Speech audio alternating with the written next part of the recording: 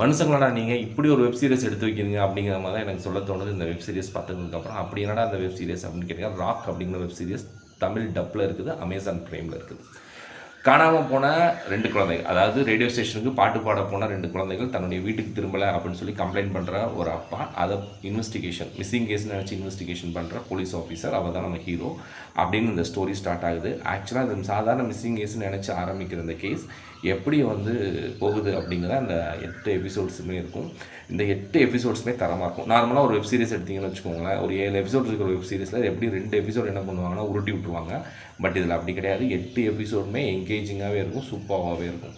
எனக்கு பர்சனலாக பிடிச்சது என்னென்னா, ஹீரோவோட 2 வில்லனுங்க 2 பேரை ப்ளேஸ் பண்ணியிருக்காங்க. அவங்களோட ஆக்டிங் செம்மையாக இருந்துச்சு. எதுக்காக இந்த கொலை பண்ணுறாங்கன்னா ரொம்ப சிம்பிளிஃபையாக காட்டிட்டு அவங்களோட ஆக்டிங்கில் சும்மா மிரட்டி விட்டுருக்கானுங்க. அவங்கள பார்த்தாலே நமக்கு வெறியாகும், அந்த மாதிரி ஒரு ஆக்டிங்கை கொடுத்துருக்காங்க. அது போக எனக்கு இந்த வெப் சீரிஸில் ரொம்ப பிடிச்சது என்னன்னா, அதோட மேக்கிங். ஆக்சுவலாக 1978 பில்லா ரங்கான்னு ஒரு கேஸ் நடந்திருக்கு. அதை பேஸ் பண்ணி தான் இந்த வெப் சீரிஸ் எடுத்துருக்காங்க. ஆக்சுவலாக அந்த 1978க்கு இருக்கிற மாதிரி செட்டு, இந்த மாதிரி டெக்னிக்கல் வைஸ் சூப்பராகவே பண்ணியிருந்தாங்க.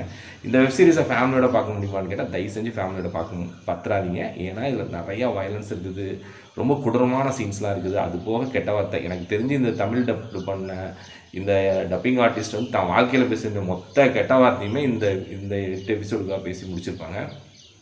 ஆக்சுவலாக 7வது எபிசோடையோடையே இந்த வெப் சீரிஸை கம்ப்ளீட் பண்ணியிருக்கலாம்.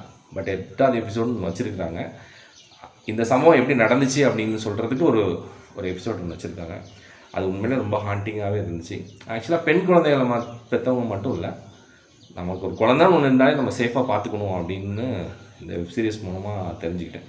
Okay, thank you. Must watch. ஆனால் ஃபேமிலியோட பார்த்துக்காதீங்க.